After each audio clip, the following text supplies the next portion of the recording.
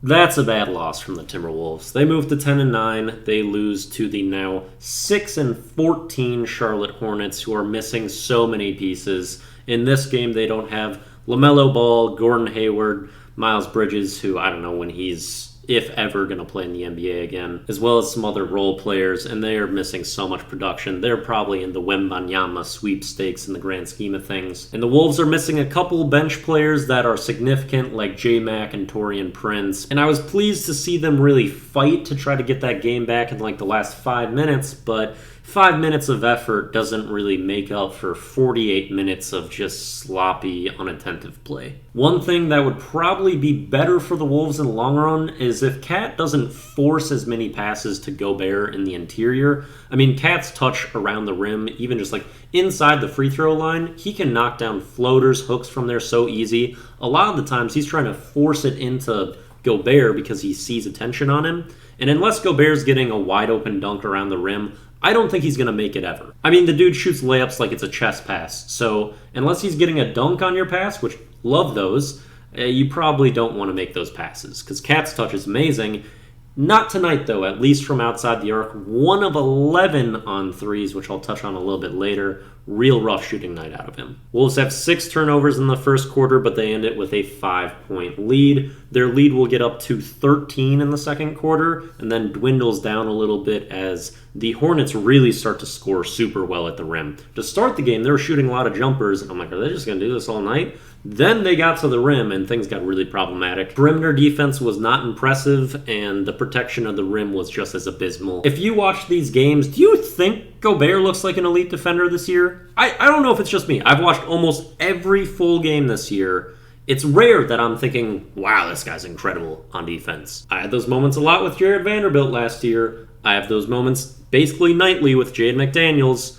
Gobert, am I sitting there like, oh, he makes an impact? The thought is rare from me. And his help on defense is inconsistent, where a lot of times he's not even really committing to try to block a shot, and even when he does challenge shots, there's people that are finishing over him all the time. Like, the only weapons that the Hornets really had left tonight was Kelly Oubre and Terry Rozier, and they had no issue anytime they tried to finish over Gobert. The only part of his game that I feel like he's really lived up to is rebounding. He had 17 tonight. He's a great rebounder. However, the team as a entire still gets out-rebounded a lot, as they did against Charlotte tonight. One positive trend to point out with Gobert, though, he's making a lot of his free throws lately. I think he's like 80% in November, doing really well. So the Wolves are up by 10 at halftime. That lead evaporates rapidly. As the Hornets make their first couple shots, the Wolves continue to give them more turnovers in that stretch especially. They had 5 turnovers in the first 7 minutes of that third quarter, and their lead is completely gone in that stretch. Most of that damage being done right at the rim. They're minus 18 in the third quarter, so they go from a 10-point lead to an 8-point deficit. They've lost every single game that they have trailed in the fourth quarter this year. I think they are now 0-9 after tonight. They'll go down by as much as 14 early in that fourth, and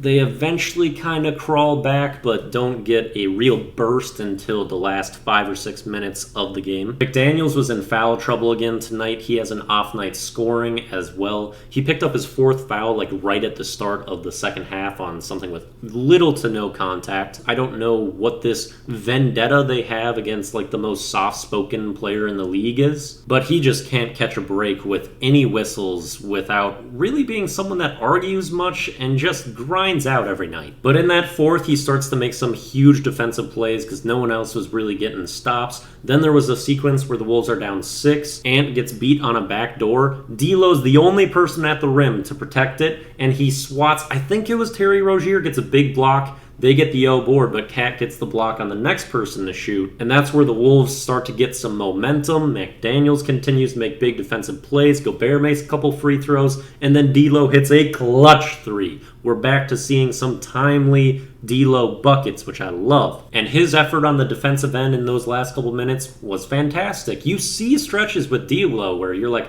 ooh, he's scrappy on that end, and he makes some big plays.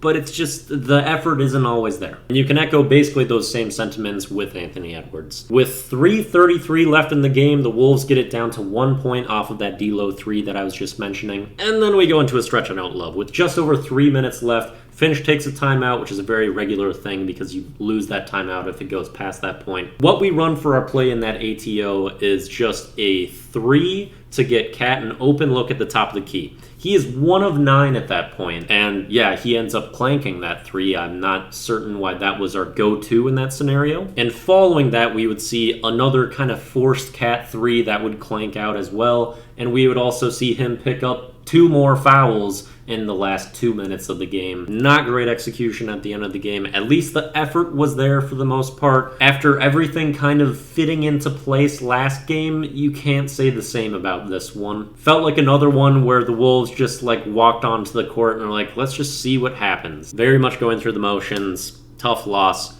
Warriors next. That'll be just an interesting game to see what happens there. Road Warriors, who have struggled this year, against the home Wolves, who have also struggled this year. They'll probably get up for the game a little bit more since they're going to take them more seriously, but you just never know what to expect with this team. It's just kind of a mess. Even when they're good, just a mess.